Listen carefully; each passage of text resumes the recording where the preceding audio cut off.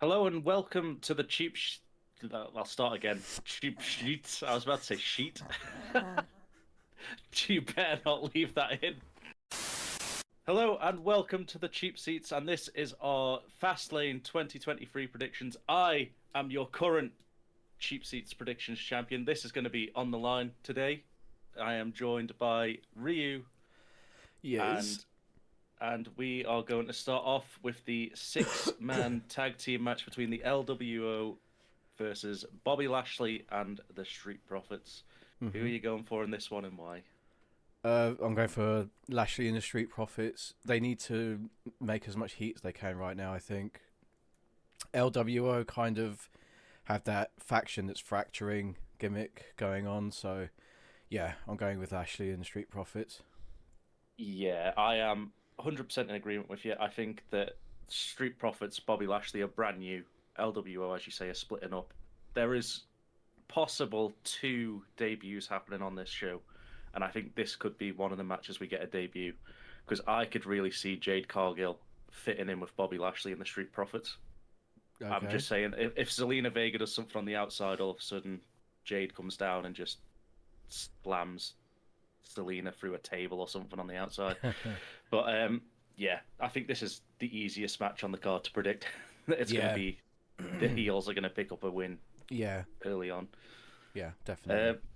so that's a nice straightforward one. We'll move on hmm to the undisputed WWE Tag Team Championship match between Finn Balor and Damian Priest, who are the champions, defending against Cody Rhodes and Jay Uso. For this one, difficult to predict because it depends who's booking this show. If Triple H is booking this show, then it goes one way. If Vince McMahon's booking this show, it's going the other way because he loves a can they coexist because Cody Rhodes and Jay still don't like each other that much. So for that reason, I am going to hope, but against all hopes, that Triple H is booking and say that the Judgment Day retain because they are on a roll at the minute. I think maybe JD will get involved again to cement it, and then that'll start the move towards the next pay per view, which will be Survivor Series, either traditional Survivor Series match or War Games if it goes back to that. That's fair. That's fair. I am totally on board with what you're saying. I think it depends on who's booking it. I will say, I don't think Vince has got much control anymore. Fingers crossed, everything crossed. I'm going to go with Finn Balor, Damian Priest. I think Judgment Day are going to retain. Cody Rhodes, Jey Uso, it's going to be one of those things where they just use it to build a lot of tension. Because Cody Rhodes has been the advocate for Jey Uso coming to Raw. So Yep. I think this is going to be a thing of can he trust Jay? That's all they're going to talk about in the lead up to the matches. You know, Cody Rhodes is he's good guy. Cody Rhodes, can he trust Jey Uso? Considering what Jey Uso has done to everyone in the past, and Jey Uso's trying to prove himself that he's turned over a new leaf, everything. So yeah, I'm. Uh, I think I don't think there's going to be anything. I think there's going to be like one of those things where Jay goes to help Cody, he messes up, super kicks Cody, Finn Balor and Damian Priest retain. I think that's what's going to happen because then Cody's friends like Kevin Owens and Sami Zayn are going to be like, "Look, we told you, you can't trust him." You know. Anyway, yeah, I'm going with Finn Yeah. Balor and Damian Priest to retain. Yeah, it's Definitely. it's interesting that you just said that you think that Cody's going to take the fall because I was looking at that and I think I don't know who's going to take the fall, so I was leaning maybe towards a DQ finish, but yeah, No. it makes sense that Jey Uso is going to super kick Cody, Yeah. and I yeah, mean, that does make sense. as the fans, we're gonna know that he was trying to help, but Yeah, to the story, it's gonna look like he did it on purpose yeah. for dissension. Yeah. The next one on the list is the WWE Women's Championship triple threat match between Io Sky versus Charlotte Flair versus Asuka. It's early morning. Um, and in this one, this is one of the toughest ones to predict, and it's mainly because Charlotte Flair's in the match, and you never know what's going to happen in WWE when Charlotte Flair is in a women's championship match. But Yes. I think Yes. that the story that they want to tell is that Bayley set this match up. I think it's Io's going to win and defend and retain her title. I think Okay. she's then going to look strong for Bayley, and eventually it will be the split of damage control for Bayley versus Io. I think that Okay. Oscar, unfortunately, has been put in this match to take the fall. I don't think they're going to have Charlotte Flair lose. I don't think Charlotte Flair will let herself lose. So I think Io's probably going to pinch Oscar after something. Charlotte Flair. That doesn't work for me, sister. Yeah. So what you have in WWE is the writers, producers, and Charlotte Flair. She just weighs in every now and then. Creative control. Um, I think. I think this is. Yeah, I think one. Well, I mean, okay. One of two things is going to happen here, because Asuka and Charlotte Flair have had their ongoing rivalry, and Io Sky got dumped into this by Bailey. I think it's going to be a case of, if Io Sky loses to, and Charlotte will take the victory here. So I'm going with Charlotte Flair to win. Io Sky will lose because of interference from Bailey, and Bailey will try and be like, "I was only trying to help you. You ungrateful, so and so." And Asuka's just going to be there being amazing because she's Asuka. Yep. But yeah, I think Charlotte Flair will end up pinning Asuka after Io Sky hits the moonsault, and then Bailey will do something to mess up, and Charlotte Flair will pin Asuka. And you saying that finish makes me think you're right, but saying yeah, you saying that move makes me want to see one spot more than anything, which is Charlotte Flair locking in the figure eight on Asuka. Do you know the arched back when she does the crab walk, and just Io Sky moonsaulting out of nowhere and landing on Charlotte Flair? That could be a thing. That could be a nice spot in the middle of the match, but I think the finish is going to be like Charlotte Flair will be out of the picture. Io Sky hits the moonsault on Asuka, then Bailey does something, it distracts Io Sky. Charlotte Flair something wins. Then she's like a 15-time champion or something crazy like that. Something like that. They're going to have Charlotte Flair eclipse her father's world champion record because they have to. But yeah, that's it. Before we move on to the next match, do you think that when people say I'm a such and such champion, like 16-time champion, is that much of an achievement? Because it means you've lost it 16 times. Like, Yeah. I'd take one run like Roman Reigns has had over a 16-time champion. It means I've lost it. I would rather, I would rather be a one-time champion, but held it for like 4 or 5 years or more, and then lose it because, I don't know, I've got arthritis or I'm getting old or, I retire. Like, that would mean more to me than winning it 16 times, losing it 15 times. You know what I mean? Yeah. Yeah. Up next, we have the World Heavyweight Championship last man standing match between Seth frickin' Rollins and Shinsuke Nakamura. Who have you got for this one? Nakamura. I will always be in Nakamura's corner here. Because it's a last man standing match, and if he breaks Seth's spine, Seth can't stand. Yep, that's fair. I think with this one, we have had the match last pay-per-view was great between them. Yep. We then had Seth basically calling out Shinsuke and then him just going no at the top of the ramp, which was beautiful. Just him screaming no at him just to get the mind games in.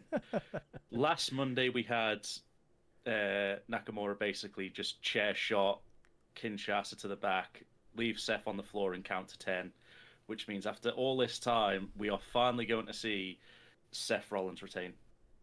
I think we're going to have him retain one last time to be sort of like this, I am an absolute god tier champion, because the problem with this new belt is it's still a secondary belt to Roman Reigns'. And I think if you can build up Seth Rollins to be like, he is defending this even with a broken back and constantly pushing out banger after banger for this belt and wanting to keep it, and then either he can vacate it so vacant becomes a 27-time WWE champion, or the other option is you have Seth Rollins do something mental in the end. Shinsuke's down for 10. Rollins gets up at like 9 to basically save the count and keep the belt for himself, or it's a championship advantage, both of them out, and then Damian Priest cashes in. if you've ever got a cash-in chance, it is surely a last man standing match where both of them are going to beat the hell out of each other. Well, that throws a bit of a curveball because earlier on we said that Balor and Priest would retain, which means they're still champion tag champs. If You- if excuse me, sorry, if Damian Priest does cash in on a you know on a very injured Seth Rollins, he's going to be a double champ.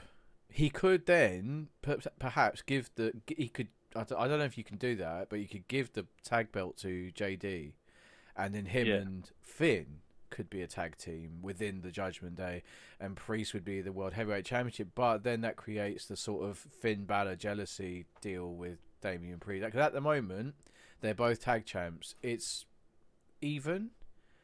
yeah, Like as far as achievement goes, as in this faction, but as soon as soon as Priest wins the belt, the championship, as soon as he does, I think there's going to be problems within the Judgment Day, and and it's this is old news, but Dom got back his North American title. yeah. So So every member's going to have a belt. yeah, exactly. So you might be right. It could be a case of Priest says, "Oh well, I don't need the tag belt anymore. There you go, JD." But then that causes problems within Judgment Day. I don't know. I don't think he cashes in tonight. And if I'm wrong, I'm wrong. Okay, fine. But I don't think he cashes in tonight because Survivor Series is coming up. Yeah, And it'd be nice for him to cash in at a big four thing. yeah, The reason why I'm going with Nakamura is I know because we said this on the Payback one is that Seth needs to have some time off because he's been going non-stop. yeah.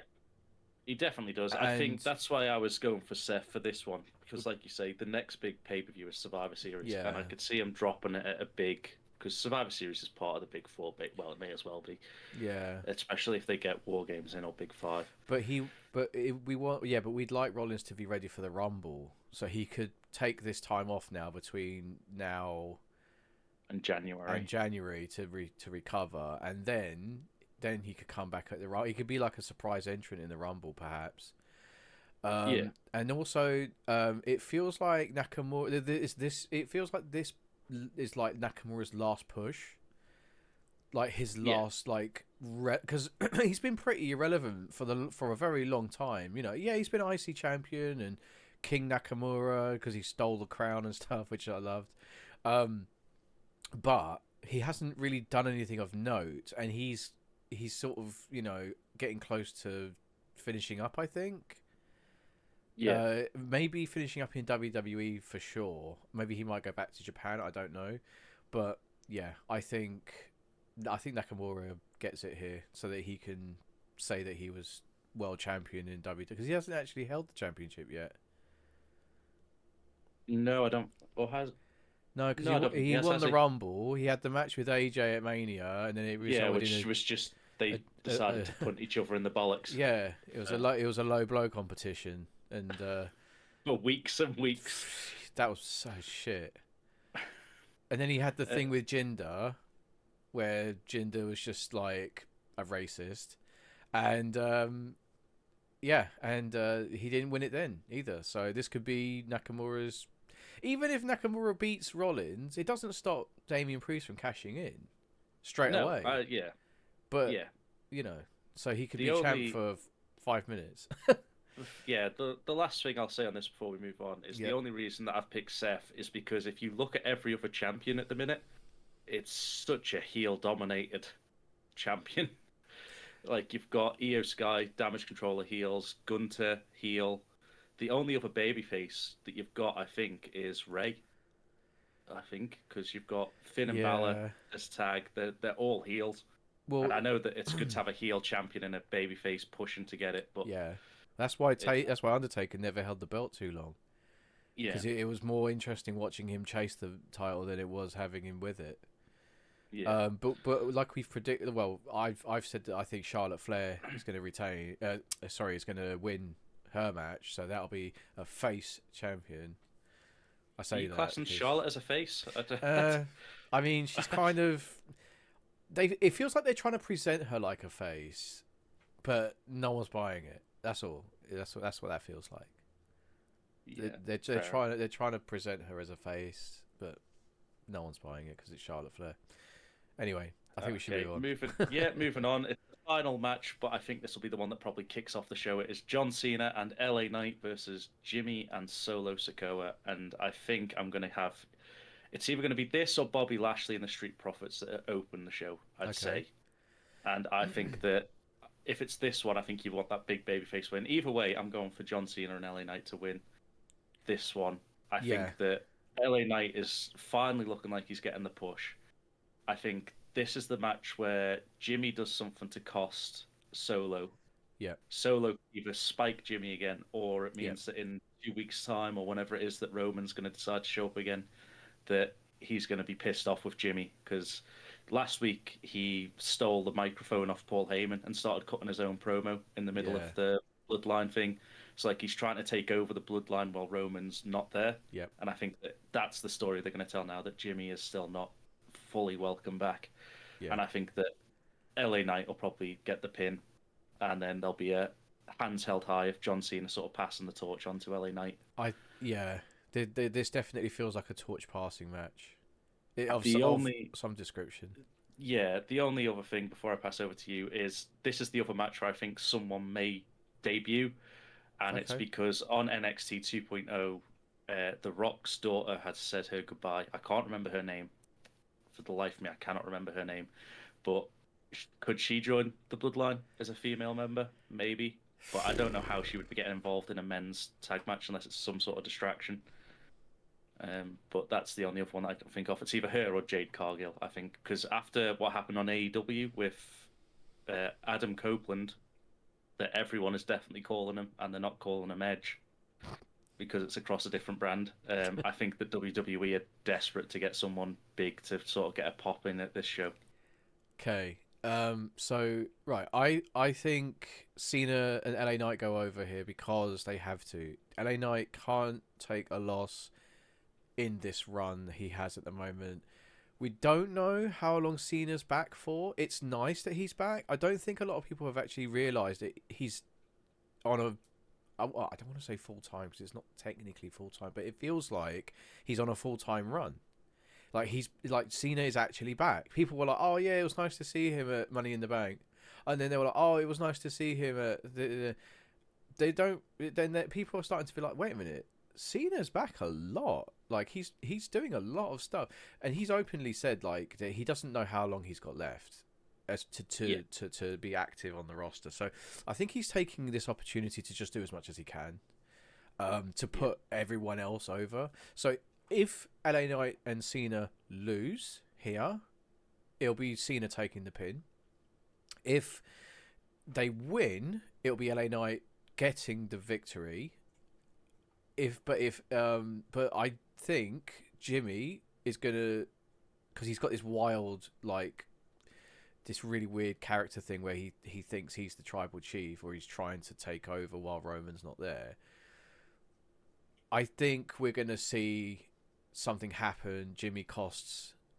It's gonna be a bit like, probably what I said about the tag team match, is that one of the Usos is going to cost his partner,